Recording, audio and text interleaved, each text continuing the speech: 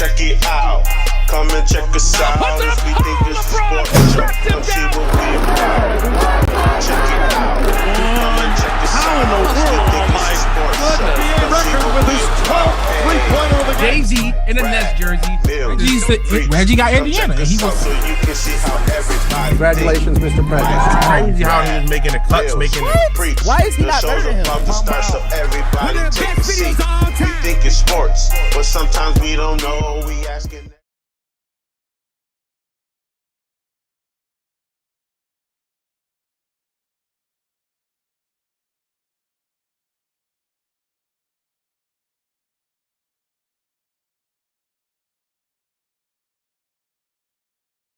With another edition of the Blacklist.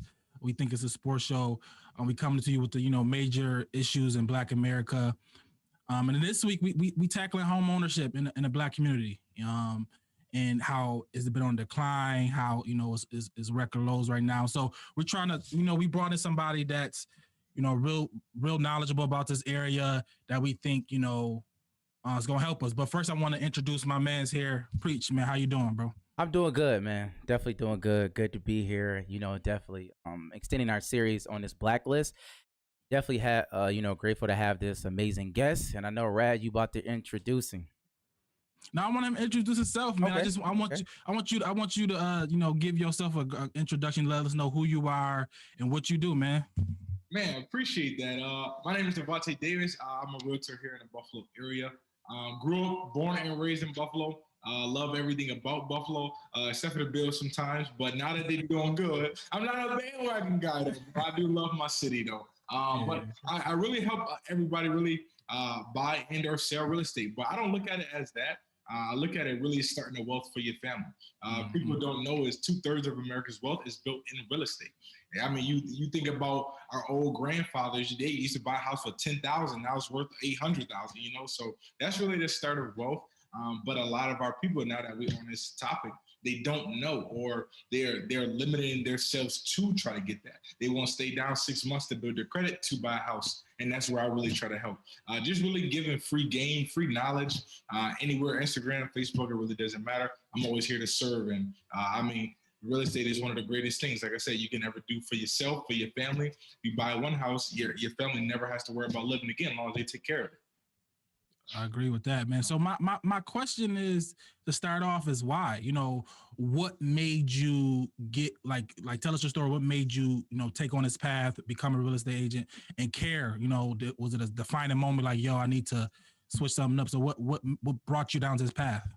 Well, believe it or not, like my pops, he always was trying to get into real estate. He used to always tell me, like, man, you need some investors. I mean, when I was young, I think that was his dream long term. Life happens, things like that. I don't think he never pursued it.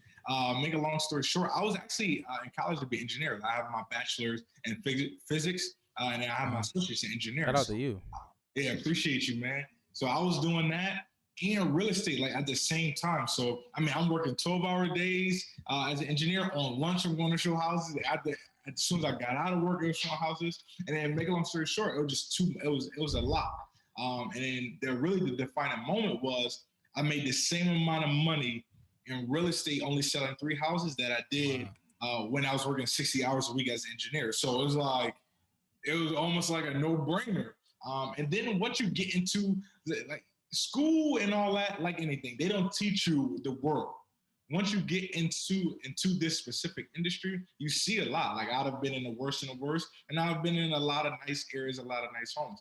A lot of areas around Buffalo, I've been here all my life. And there was some areas I've never been in. So and it's and that's sad, because it's crazy. Buffalo is like, it's not a Texas, it's not a NYC. Like, we don't have 4 million people. Like, we have maybe 1 million, including our suburbs, like, you know what I'm saying? But we're also the second largest city. It's like, how have I limited myself in this entire 27 years, or about to be 27 years that I've been in Buffalo? It's bad. And I've seen a lot of the world. So when I've seen that, and I've seen, how our people live, it's really a mindset shift. That's what I always tell people. If you got the mindset to buy a house, I can get you there the rest of the way. Like, you know what I'm saying? Like, that's really the starting point. Credit building that up, loans and stuff, that can always be worked on. Like, you know what I'm saying? But if you got, I need a crib. I don't want to rent anymore. Like, I got a aunt who's been renting for 30 years. She could have bought that house 4 times, 5 times. But that's common. Like, you know what I'm saying? And that shouldn't be. That shouldn't be. I'm glad you said that. You talked about like mindset. And we are interviewing you, like, you having that degree, right? Because I mean, I want to say so many people, but there is a generation of people who did go to school, right? Who did get their bachelor's degree. Maybe some people went on and got their master's degree, and you was an engineer, right? And one of the biggest things that, you know, we heard from our parents or maybe our grandparents is, you know, you go to school, make sure you go, you know, for something specific so you can get a job. And you had a job, right? You had a job that was, you know, I mean, not pocket watch, but I mean, you was doing okay, right? You know, doing okay, being an engineer. Of course, we got our guy Mikey D. He's an engineer. We know what time you was on. But can you talk about that mindset and like taking that dive and then just going straight real estate? Yeah, that because leap, I know I can't say up like your family or who was around you, but like, I mean, I know if I was next to you, I'd have been like, no, this is safe, bro. Like, I like, you know what I mean? Like, and for me, just the mindset, because a lot of times I looked at real estate, how people at selling cars, as far as the job is concerned, like, Yeah. Okay. I mean, if you're not, then what do you fall back on? Like, so can you just talk about that decision? Yeah. So like, I mean, I always wanted to own a business. See, that's the thing. Like, you're self-employed. Like whether you sell it, it's a little bit different selling cars. They're pushy. Like, well, most of them are like, yo, I need you to buy it today. Real estate, you're not just going out and just buying a house like today right away, especially not in this market. This market is so like that's the difference between those two. If you just wanted to use that metaphor, the shift was I always wanted my own business as a real estate agent, as a realtor, whatever they want to use, or a car center. You're your own business. I always wanted that. Even when I wasn't working at Northrop, I started at Northrop and then went to McLean Fogg. I was really on the floor at Northrop, but even there, I was looking at myself like, yo, can I do this for the next 40 years? Like, you know what I'm saying? Like, some people stay 85, I think it's like 85 to 90% of people stay stuck at a job they don't even like. Like, you know what I'm saying? For me, I never wanted to live like that. So that started probably way before real estate. And at the same time, the second thing that really brought me like to like, all right, God, like I really got to get out of here. I seen a guy win an award when I was at McLean Fogg. I seen two guys win an award for 30 years in the business, doing the same job every day, and they hated the job. Another guy got an award. Now, these are awards. Like, you know how, like, little Pee-wee trophy, you know, millennials different. Everybody get trophy now. Back when we played ball, you wasn't balling. You didn't get no trophy. You know what I'm saying? But this guy got an award. An award, like, it was celebrated that he was at the same job for 45 years, and he hated it. Like, no exaggeration. This dude came to work every single day, hated it. I looked at sound like me.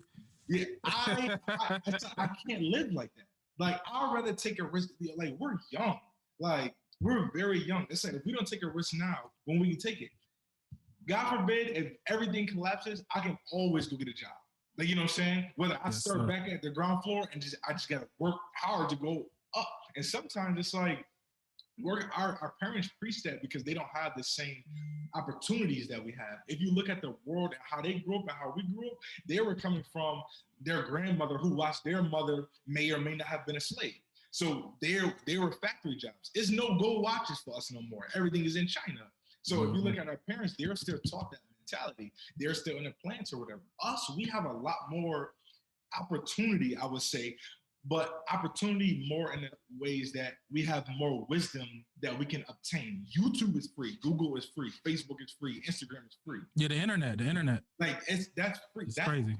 Social media is the internet. People go to Twitter to go get more information than they do Google sometimes. So that's what I would say the mindset shift was. I just know what I want for my life.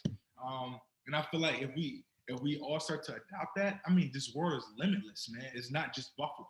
Like, you know what I'm saying? This world is amazing. So I agree with pretty much everything you said, bro. I'm in that position now. I'm in the job where it's like I don't love it. It's paying the bills and stuff like that. But I am trying to develop ways and plans to, be self-employed. My fiance, she got her own business and we working that, and we're, I'm saying, I'm in that mode. I'm in that mindset. So I'm connecting with you. I mean, and I got my real estate license as well. Right? We was in the same class a couple times. So for sure, I'm definitely in that mindset as well. But I want to go to black home ownership, especially in the black community. Right now, I think it was like at 44% of black people own their homes. That's pretty low, especially compared to their white counterpart, which is at like 73 or 75%, something like that. So what do you think? What do you think is the main causes of that? Is it knowledge, lack of knowledge? Is it lack of income? I know, race play an issue and systematic oppression and stuff like that. So what do you think is the main issues that's causing, black people not to, go own their homes? I think it's a mix of different things. And I think it's a mix of different things that you just said. I feel like the number one thing is exposure, though. Mm-hmm. We're not exposed to, most of us, like my mom, for instance. I don't think my mom's ever owned a home. I think she's rented. Like when we lived downtown, we lived in Hgtv, so that was subsidized. Then she moved on to just apartments or house. I think it's exposure, man. The crazy part is my grandma always owned a home, though. So it's tricky. I think it's mindset and then exposure. Like, you can't have this. It's a lot of people who's paying $1,000 right now, $1,500 right now for rent.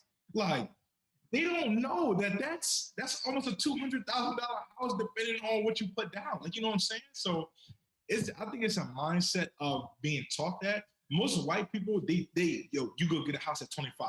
Like, that's your first investment is a house. Like, we're not always taught that. Like, you know what I'm saying? So I think it's a mindset. And even if you look at Buffalo has a long history of redlining. Like, if you look at West Side now it's a melting pot, but West Side is it's Hispanics, East is always more black. Some parts of North Buffalo is black, most of that's white. Like, you know what I'm saying? So South Buffalo white. So for a fact. If you think that, like, it's, and now diverse that across the world, that's why so many people go to Atlanta or so many people go to Charlotte, because it's like blacks are doing well out there. Now that I do feel like in the next 10 years, more stuff will be even more diverse than it is now inside our city, which is a good thing. But again, I feel like with 2020, that was probably the greatest thing, because everybody was still, nobody could ignore what's going on right now. And now they just want to give out handouts to us. So shoot, we take them. Like, you know what I'm saying? But I think that those are a few things. It's mindset, the exposure, and then the teachings, man. If you don't know what you don't know, like, you're making decisions based on what you're taught, and we don't question it. Like, so I feel like there's a couple of different things. Will it change soon? I do believe so. I really do, because I see more blacks diversity, especially Amherst and Cheektowaga. So yeah, I just bought a house in Amherst. So see, that's perfect. Like, now they can't ignore us if you my neighbor. Yeah. Like, you know what I'm saying? Like, we're neighbors now. Black Lives Matter. Like, I'm gonna push that. I'm not that guy. Like, I want to see equality. So it's just I feel like it's upcoming. It's upcoming. Like, you know what I'm saying? We're getting there. I can I glad we kind of went to this direction. Before we kind of get into like the, as far as the statistics on, house owned and the numbers and things like that trouble people. Like, before we get into that, I do want to ask you this, because you talked about renting, and I personally think there is a shift in our generation. There's a shift going on as far as mindset, as far as owning and renting, because just like you said, like, $1,000 rent, $1,500 rent, that's a $200,000 house, right? I mean, that, like, just even thinking of that, that's crazy. Why would you rent?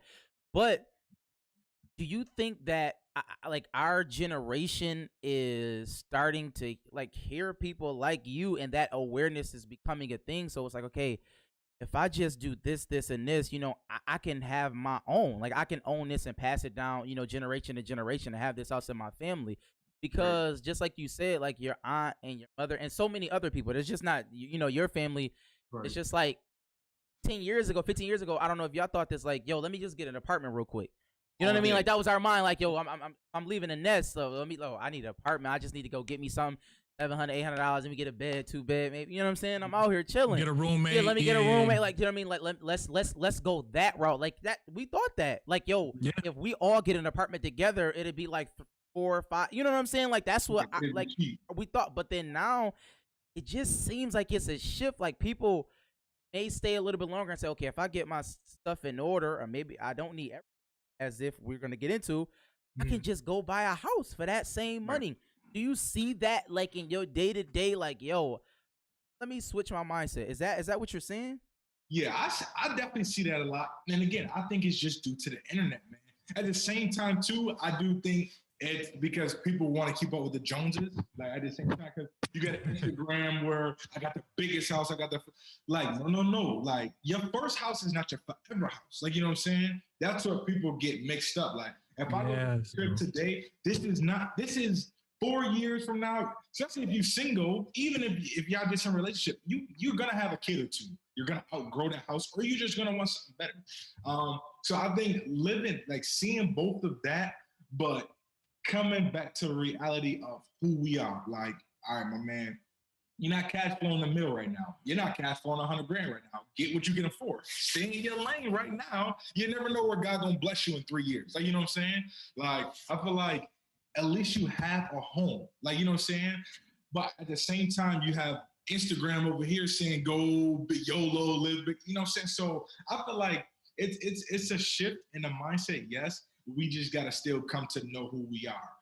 Instagram, or I just use that as an example, but sometimes that can push us to over our limits. Like, you know what I'm saying? You're living above your means now. But I do see that shift for sure, because you got babies talking about getting a house now. Or even if it's the reverse, like, even if you do stay at home till you 27, 28, but you got $40,000 in the bank, you take half that now, you know what I'm saying? You can do whatever you want to do. So, I mean, like I said, it depends on the person. I do see the shift, which is dope. Because, I mean, you have more and more younger people asking those questions, like, you know what I'm saying? Or why is the world this way, or whatever it is. So I definitely do see that for sure. Yeah, I'm gonna just double back on that and just say, like, because I know where you looking for that first home. You on Zillow, you looking at, $200,000 houses. You want 4 beds, 3 baths and a half. 2,500 square feet, and that's what people want. Yeah. You know what I'm saying? That's what people want. And I'm not telling nobody that you can't have those things, right? But then you got to see where you at realistically, how much you're making, what city you in, what can you afford? Is that the first house you're going to have? Is you got to plan? Like, for me, like, me and my fiance was having a discussion about, before, because on a home search, it was some, because this market is crazy. Everything is bid, highest and best, and you getting out bid, you know what I mean? Like that. So she was like, man, maybe we should just go rent somewhere just for now. I'm like, nah, I'm not in that mode no more. We gotta own a house. I'm not quote unquote wasting money anymore. Right. Like, even if it's a little bit below what we wanted, it's still equity. It's still, I own it, and then I can sell it, and then in 5 years, 7 years, and then get a better house. No, people don't see it as that. People just want they dream house, the first house, all the time. You know what I mean? They just want that house.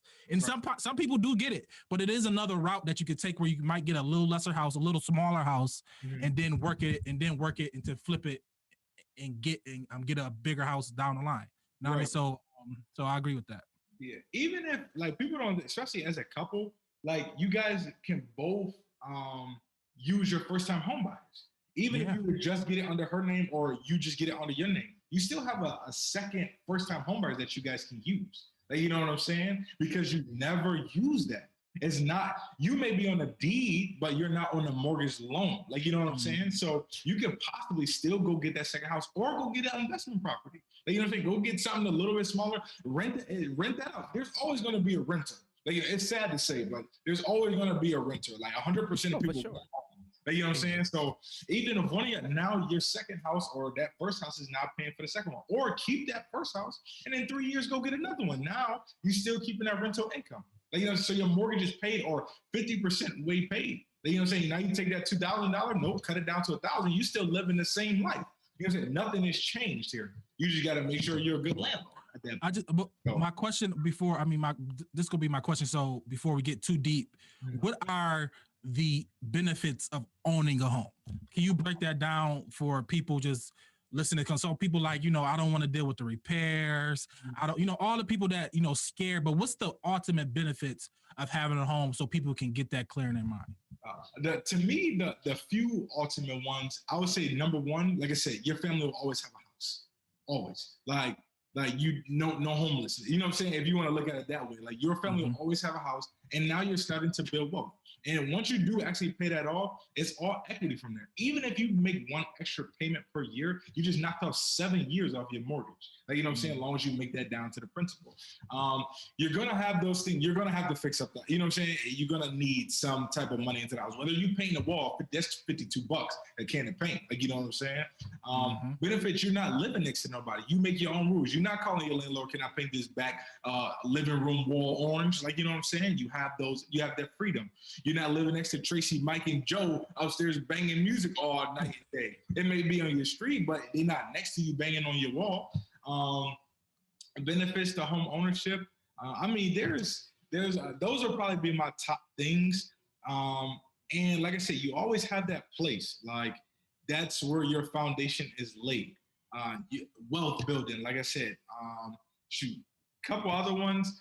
You're still paying, you're not throwing away that money. At least your money is going towards your own pocket per se, because you're paying that house off. So again, like we talked about equity, as soon as your house reaches a certain amount of equity, people don't know, you can pull that money out and then go buy a second home. Like, you know what I'm saying? So say you bought it at 100,000 and in 3 years, like we've seen these last 3 years, it jumps up 50 grand, go take that 50 grand out or 40 grand out, tax free. Like, you know what I'm saying? You just got a line of credit. Now you go buy another house that then pays for you. I mean, there's so many different ones. So, or just keep the pocket money, like, whatever you want to do.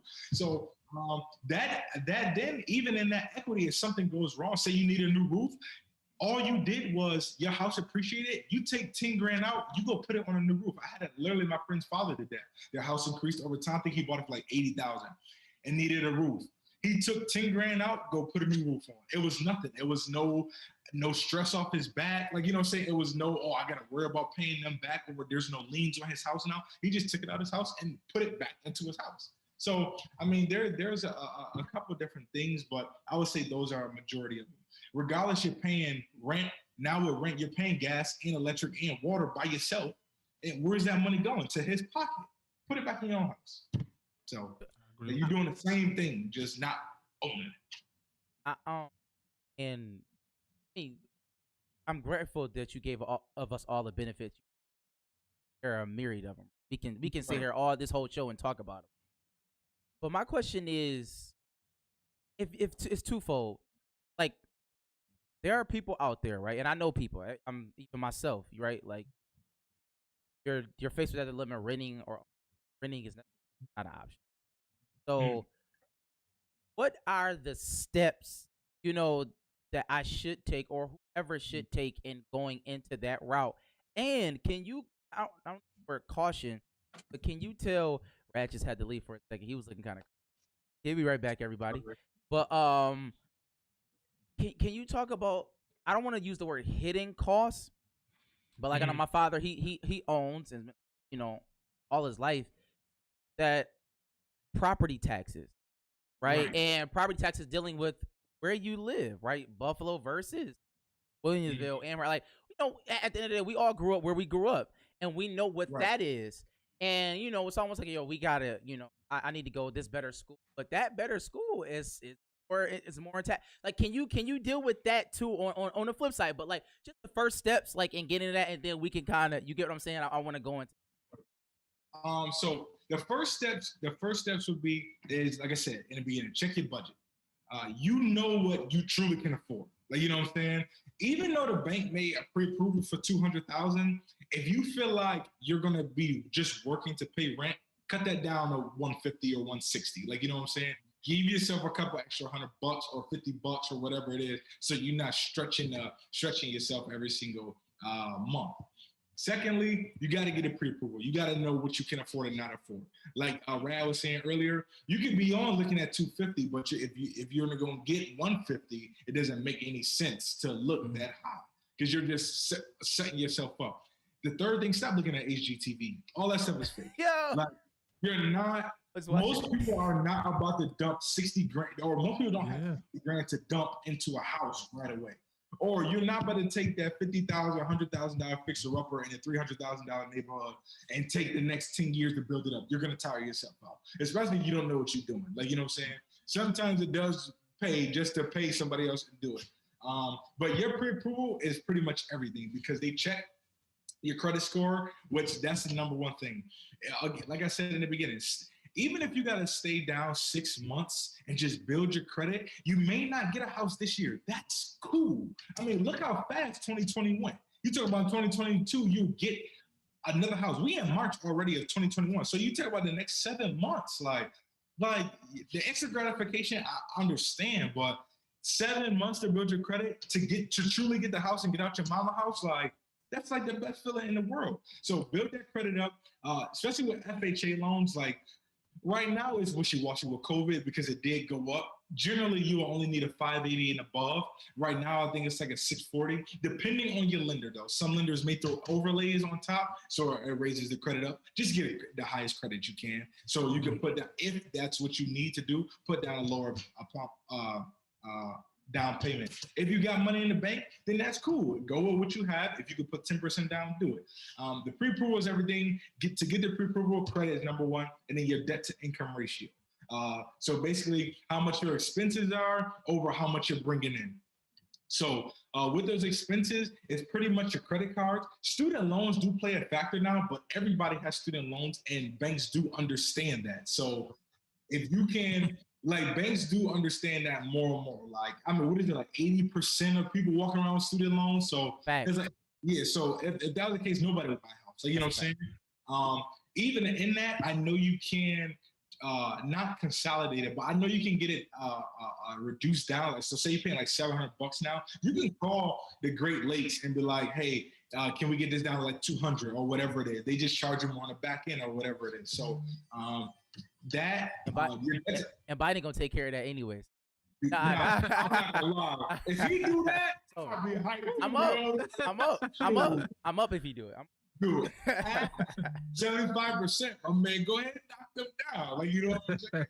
So yeah, those are your main two things that they look at. So if you got a lot of high debt, credit cards, car loans, collections, what people don't know is if that credit card company already sold it to collections, they're just trying to get whatever they can get. So instead of not picking up the phone, just call them. If you got a bill for $5,000, just call them. Like, look, I can't give you the full $5,000, but I can give you $35,000, or I can give you $1,500. They may, you know what I'm saying, work with you on that. Like, you know what I'm saying?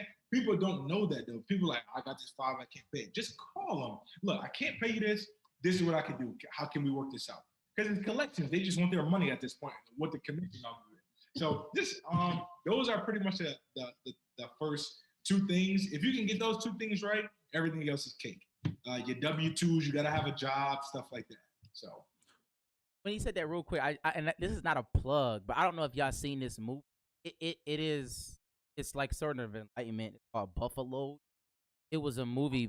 It's like about collections. Like this lady like ran this whole collection. It's like this whole thing, but it's a movie based in Buffalo.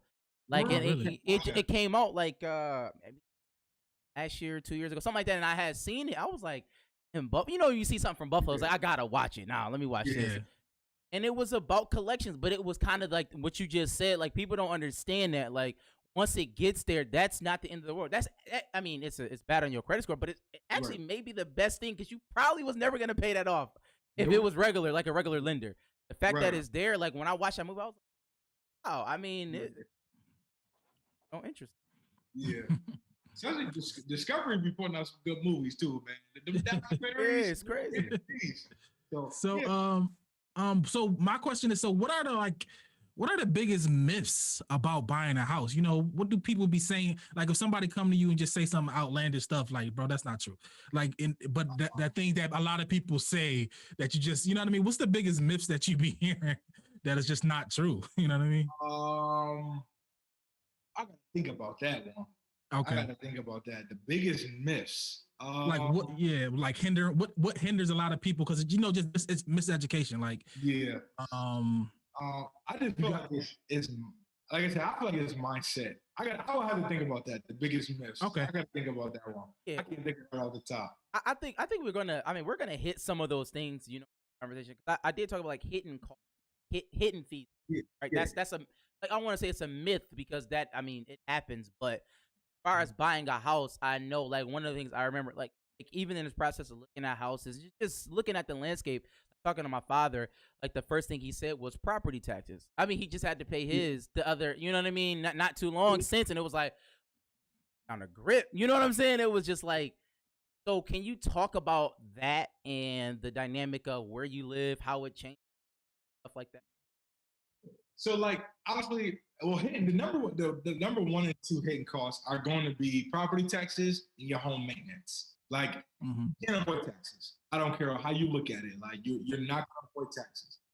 Generally, especially in Buffalo, let's just take Buffalo. Most cases, like, the higher the taxes, the nicer the neighborhood. So, but not always, because, like, if you look on, like, Lancaster Street in Buffalo, or if you go to North Buffalo, those taxes are not anywhere close to Williamsville, Texas, or like Delaware. Like, they may be half of that. Like, you know what I'm saying? So it really depends on where you are and how you comfortable living. So those suburban areas that you're gonna have more yard. In Buffalo, you know what I'm saying? Yeah, your house could be 3,000 square feet on Delaware, but you're gonna be looking in your neighbor's backyard all the time too. So Right. It really just depends on those. But generally though, those schools may be a little bit better. Buffalo schools are coming up, which is nice. Hashtag city honors, you know, a few of the charter schools, stuff like that. So if you look at those, it really just looks at the potential and what you want your exposure to. Some people have that entitlement, or I only want to live in East Amherst. Like, you have those people.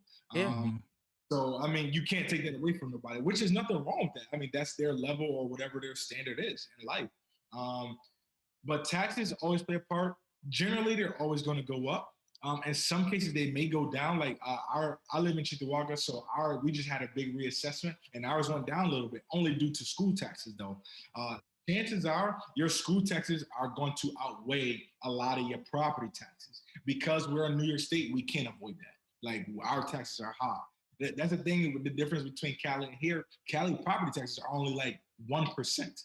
Ours is like 2.3. Like, I think ours is like 2 and some change maybe. New Jersey has the highest property taxes. They pay an outrageous amount of property tax. And I could be a little generous on that property tax. But those are the biggest things. When it comes to hidden costs, home maintenance, you're going to have to take care of your house. If something breaks, it's better to fix it now than wait.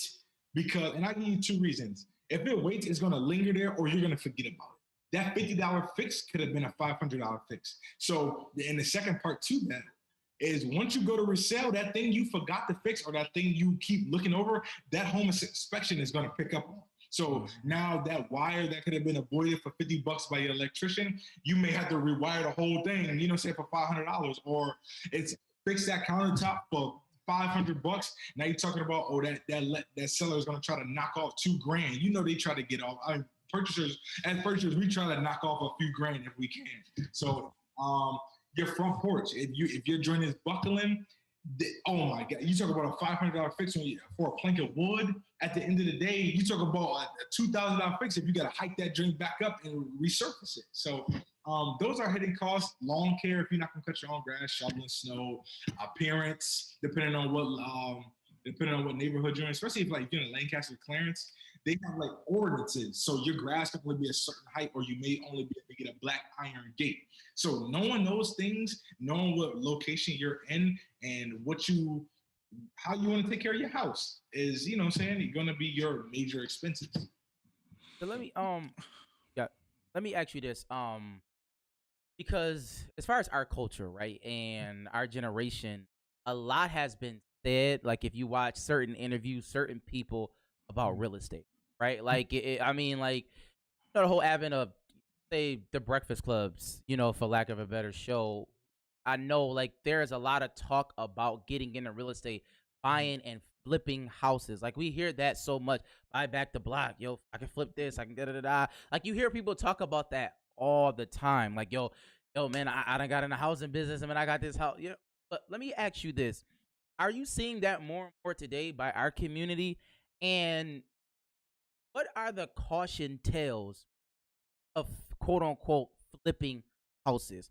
Because I know like sometimes they make it sound so simple, and I'm not saying that it's not. But I'm asking you because to be No, it's enlightened. not. It's simple. But when people when we get into that, it's like, yo, man, I could just flip the house. I can rent this joint out, man. I like you just said that to Rad. But can you give me like the caution tales and the benefit? I mean, we know the benefits, but like the like maybe it's not as hard as I'm thinking it is. Right. I mean, I think life is simple. It ain't easy though. Like, you know what I'm saying? Like it's simple to believe in anything, but when the times get tough, it's hard. Like, you know what I'm saying? So everything is hard, man. Especially when you don't have the knowledge of it. So flipping when it comes to that real estate, like I said, 2/3 of America's wealth is built in real estate. That's why they're saying get in there. You got to think DJ Envy been in real estate for 10 years. So he's speaking of subconsciously just flowing. When he first started, his first couple of flips was probably not good. Like, you know what I'm saying? Or he had a mentor to guide him along. I think that's what it is. Do I see a lot of our people getting into real estate? Yes, very much so. But it takes a little bit of capital or it takes savviness. It takes that real estate. It takes that knowledge. Like, you got to think people have been flipping houses since forever. You know what I'm saying? But how to do things and getting that financial literacy of how to make the cash flow work for you, I think that's where we get tripped up on because we don't want to take the time to learn it. Once it's anything in money. Money is not taught to us. That money is not taught to anybody. Anybody who knows money work for it, or they learn how to make money. That's the difference. Using your mind instead of using labor.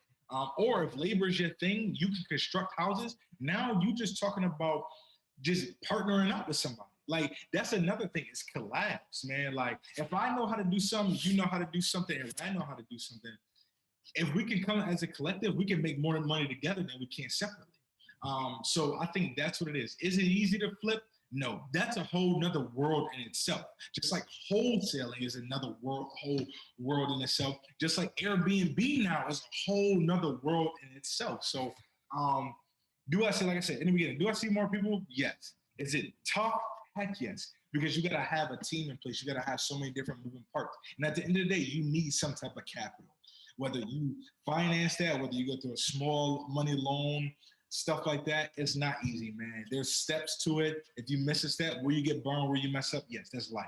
So, you know what I'm saying? You can do. So like renting out a house. So like, okay, so flipping houses and just like renting out a space. Like if you like, I know somebody right now, right, who just bought a house recently, right, and they live in a particular neighborhood that they do not want to for whatever reason. Not for whatever reason, just they're not comfortable living there. And so like one idea that they floated out to me was to go listen to this and rent, so they won't have to worry about, you know, two locations, two properties. Like if something go wrong, like just rent, and then like you rent out their house and then just go rent a space. And then like, or like, is that, have you seen that? Is that like a good idea? I've been hearing a lot more people talk about it now. For instance, my client, we sold her house last year. I think she came out probably like 30 grand off of it. She only lived there for a year. Okay. And we sold, I think she bought it for like 135. We sold it for like 170 and some change. So, you know, after fees and everything, she probably came out of pocket like 20, 25 grand, give or take. And she's renting for a year, but she thought she was going to get into another house right away. You know what I'm saying? And with the market, it's tough. So now you're talking about using that 20 grand, you just putting that back into another house. So, and when we was talking about it, she said, yeah, I might have just rented out the house and then just paid for my rental until I bought another house and then sold that one and then used the proceeds. So it's financially smart for them. If their cat say, okay, for even numbers, say they're getting $1,000 a unit, right? And their rent is only $1,000, you cash flowing $1,000. I mean, that makes sense. Yeah. Like, you know what I'm saying? That may or may not make sense for them. But if you're going to stay stuck in that rental, I wouldn't stay stuck in that rental. Like, you know what I'm saying? Or again, just keep that property. So say for instance, again, you're cash flowing $2 grand, you're renting for $60. Get a month-to-month lease until you can find something. Don't stay locked in, because if you do find a house, you can't get out that lease. Like, you know what I'm saying? Yep. A month-to-month lease, I'm cash flowing $1,000. You can go to your mortgage lender. I have an investment property already. I'm looking to do X, Y, and Z to buy another property. I'm cash flowing this. I got $1,000 coming in, give or take for expenses. Let's call it $700. $700. I'm putting these 300 to the side for fixes, right? I still have my job. Yeah. So say I'm making $3,000 a month. I'm bringing in 37. That just increased my income to 3,700. And say my house is worth 100 grand. I can now back my loan to this house. Like, you know what I'm saying? So God forbid, if this defaults, then I would, say you would have to go through the hassle, but I would just kick these tenants out, or whatever the case may be. You go back to the house, or you tell those tenants, hey, I'm selling this house. You guys are going to get a new landlord. I'm taking my $100,000, and I'm now straight still for the house I live in. So I mean, you would never. A lot of ways to go about it. It depends on the financial situation. Everybody's situation is different. So if I was him in that case, rent both of those out, but I wouldn't stay stuck in that rental now because that wouldn't make any sense to me. Like, just go to whatever neighborhood you're desiring, like, and you still got cash flow. So you know what I'm saying. And then at the same time, that money that you would have been put towards that second mortgage, that $700 is just helping. So I mean, you're technically it's a win-win in a sense, as long as they don't stay stuck. So there's. I mean, last question for you. So what's your underlying purpose, man? What's your what do you want to do? Like, what's the purpose of this? What's your goal? In being a realtor, what's your long-term goal? Well, I mean, the first goal, this is to start an entrepreneurship for me, because like I said, it is a business. Long-term, I want to put as many people in homes as possible. And if anything, if I could just educate. Like, I feel like that's the start of everything. If I can just educate them on this process, they don't have to use me. Like, you know what I'm saying? Maybe I'm not a fit for them. You're not going to be, you know what I'm saying? You're not going to be a fit for everybody. So maybe I'm not a fit for them. Maybe you want to go use Susie, who's your cousin, whatever. But if I can educate you, at least start you on a process or answer any questions that puts your family and you in a better situation, I'm all here for it. Long term, like I said, this is just the beginning. I definitely want a team, looking probably for about 2 or 4 people. I do need to build up my business more for that, but building a team out and just have that run. And I will definitely get into the investing side, whether that's 4 units and up or just some doubles around the area. I mean, if you look at our city in particular, there's a lot of vacancies, like, unfortunately. If we can buy, again, like a preacher talked about earlier, like if we can buy back the block, like that helps, especially at the auctions. Like auctions, I mean, you get that for nothing. Again, you have to have capital. So, I mean, that's long-term goal. And again, this is just a fueling for other business ventures, especially when it comes to relationships, because you meet so many different people. I mean, you never know a relationship can take you. So if I long-term, without explaining everything, that's pretty much it. Okay, I know we're about to go. Just real quick. Okay, you said no. I know we talked about it, but I just want to kind of put a bow on it. So like, all right, I'm coming to you, D, and I'm like, yo, I got a stable job. I got, you know what I'm saying, whatever, $3,000, whatever, decent credit. Give me 3 steps. Like, what's my I know we talked about pre-approval, but like, just like, I'm coming to you straight up, like, yo, bro, what do I need to do to get myself in a position? What do I need to do? First thing, we're gonna attach you with a lender, and either right if you're a first-time home buyer, more than likely, and I don't want to plug them in, but either 5-Star Bank, M&T Bank, and right now 5-Star. Yeah, right now Chase Bank. They're giving away. I won't say they're giving away money, but they're giving away money. 5-Star Bank gave my client $3,000. 97% loan, only had to put 3% down, and $3,000 towards their closing. So I mean, you can't beat that. Chase Bank doing the same thing with my other client right now. Now, the Chase Bank, their grant is a little different. It depends on the neighborhood that you're in. They may give a little more, they may give a little less. But he's getting anywhere between $2,000 to $5,000 down. So that's the first thing. We're going to pair you with a lender. If it's your first-time home, we're going to make sure that we can use the first-time home buyers if possible. And those loans were conventional, so it looks better on paper when it comes to the multiple offer situation. FHA, I love FHA. A lot of other people, it gets a bad rap because the appraisal is a little more strict. Right now, everything is appraising for the most part. There are some that's, if you go too high over, it won't appraise. I'm so sorry, but can you explain just appraising just real quick for people who may not know? You good. So appraisal is basically once you get your offer accepted, attorney's approval home inspection, the appraiser will come out and appraise your home. Okay. It's either appraised at market value. So if you purchase it for 150 and all the houses around you appraised for 150, 170, you're good. It's going to either appraise at that appraisal amount or above. You wanted to get it at amount, so whatever you purchase it for, or above the appraisal. If it's above the appraisal, you now build equity. So if you bought it for 100,000, it appraised at 170, you now just had $20,000 in equity off the rip. If it appraises below, that's where the problem lies. And in some cases, especially in this market, that's where you're finding it, because you just overpaid for the house. A bank is not going to lend you any money for a house that is over market value. If that makes sense. So that's the biggest thing.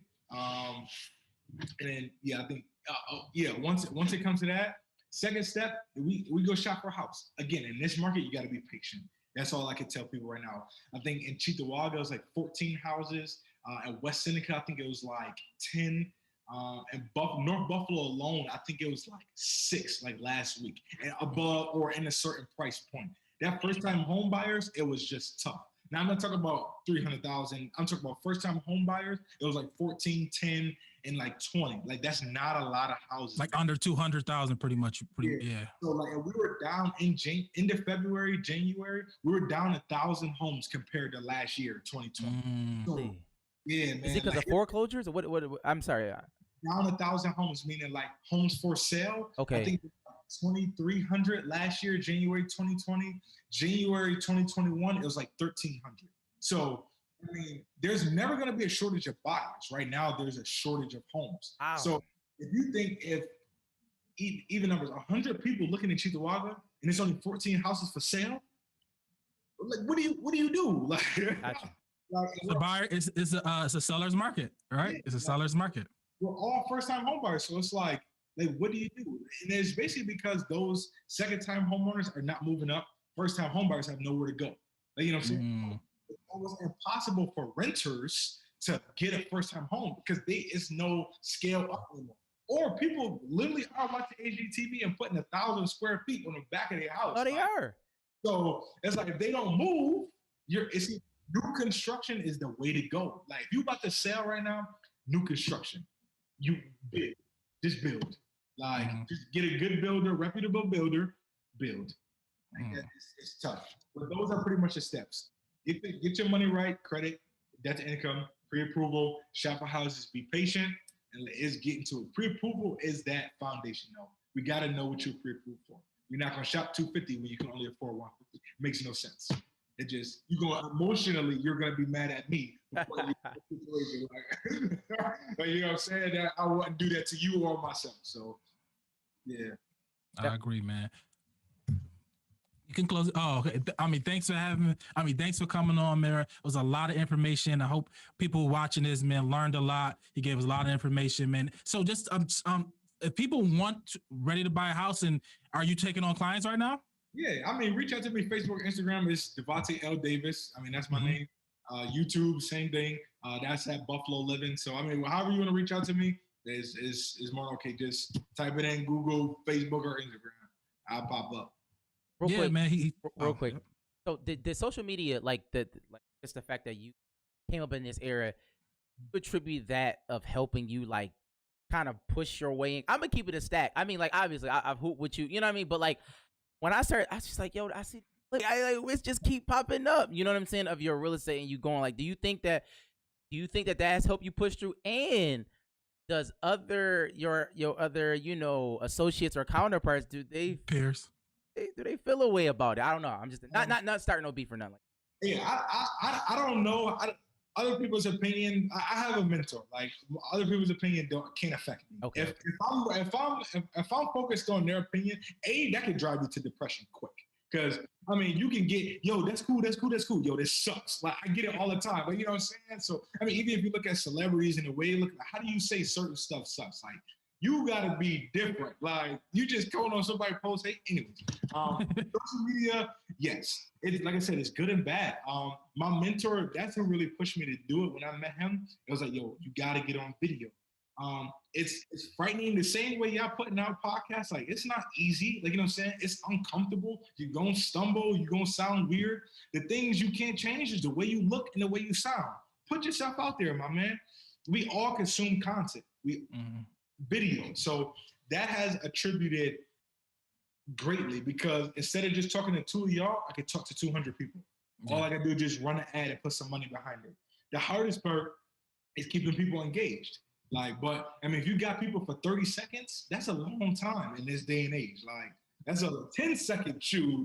How many times you flip up your phone and just scroll? Yeah. That's a long time. But yeah, man, video, social media has been a whirlwind for me, man. And like, I'm gonna keep doing it. On the other side, I know no other realtor is doing it. They not. They're not, man. So if I can set myself apart, and all I'm doing is giving value. Like, I'm not asking for anything. I just want to inform. So I can't. I'm not cold calling. I'm just telling you now. Like, I don't even like when I get robocalls. So why would I do that to you? Unless I'm following up. Like, if I already got your number, hey man, just want to know. Like, I'm not trying to be, you know, saying, disturbing you if that's the key. I'm just trying to follow up. I can't do nothing else besides that. I hear you. I agree, bro. We definitely appreciate you, man. Definitely appreciate you. And listen, go follow, go subscribe to his YouTube. You know what I'm saying? Support our brother Devonte. But and maybe another show, maybe we could talk about, like, we kind of talk about, like, you know, home owning, things of that nature. But I know a lot of people who are trying to get into real estate, right, and be a real estate agent. Like, we kind of touched on it, but we didn't really get into it. That, you know, that's one of the shows. So, you know, tune in, you know, next time. For sure. We definitely appreciate your time. And to, you know, all of our subscribers out there, please, you know, see this video, like, share it, put it out there, subscribe to the NSN network. And I think that's all we have until next time. Have a wonderful day.